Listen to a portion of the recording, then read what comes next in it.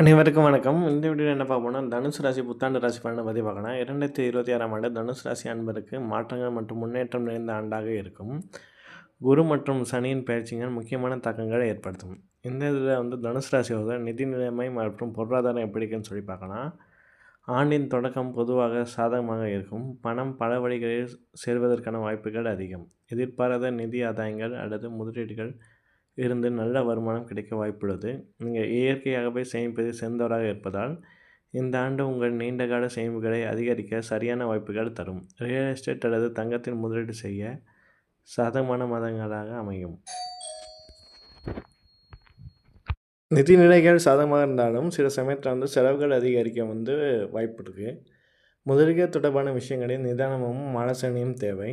June 2, 2026க்கு பிறகு குருவின் நிலை எதிர்பாராத செலவு வரவு, மரபுரிமை சொத்து அல்லது மறைக்கப்பட்ட வாய்ப்புகள் மூலம் பணவரவு கிடைக்க வழிவகுக்கும்.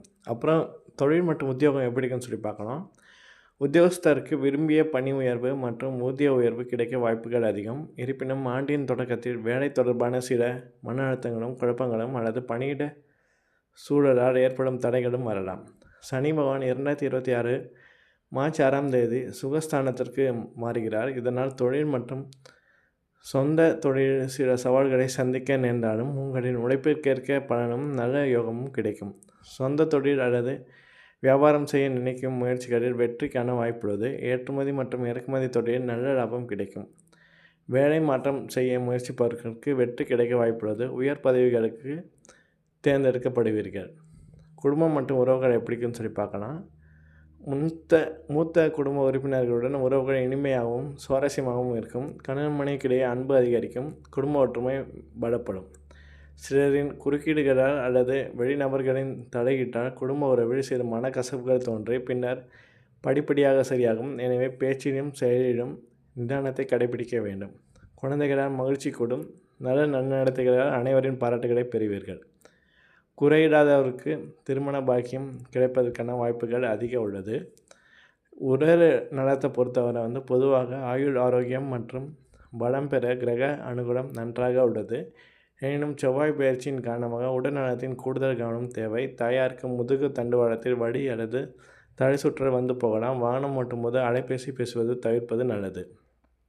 தனுசு ராசிக்காரங்க அதிபதி குரு பகவான் என்பதால் குருவின் அருளும் சனியின் சாந்தமும் உங்களுக்கு அவசியம். கொண்டைக்கடலை அல்லது மஞ்சள் நிற இனிப்பு வகையை பிரசாதமாக வைத்து தட்சிணாமூர்த்தியை வழிபடவும். குலதெய்வ வழிபாடு மற்றும் திருச்செந்தூர் முருகன், சுவாமிமலை முருகன் போன்ற முருகப்பெருமானை வழிபடுவது வெற்றிகளை தேடி வரும். தடைகளை நீங்கி வேலையில் ஊக்கம் பெற விநாயகர் கோவிலுக்கு சென்று தவறாமல் அருகம்புல் சாத்தி வழிபடவும். சனிக்கிழமைகளில் நல்லெண்ணெய் தீபம் ஏற்றி ஏழை எளியவர்களுக்கு உதவி செய்வது, உணவு தானம் செய்வது நன்மைகளை அதிகரிக்கும். ஆலய திருப்பணிகளில் தர்ம காரியங்களிலும் ஈடுபது புண்ணிய பலன்களை சேர்க்கும். இது மாதிரி பலன் உங்களுக்கு உதவியாக இருக்குன்னு நம்புகிறேன். மேலும் இந்த வீடியோ சேனலுக்கு சப்ஸ்கிரைப் பண்ணுங்கள். நன்றி.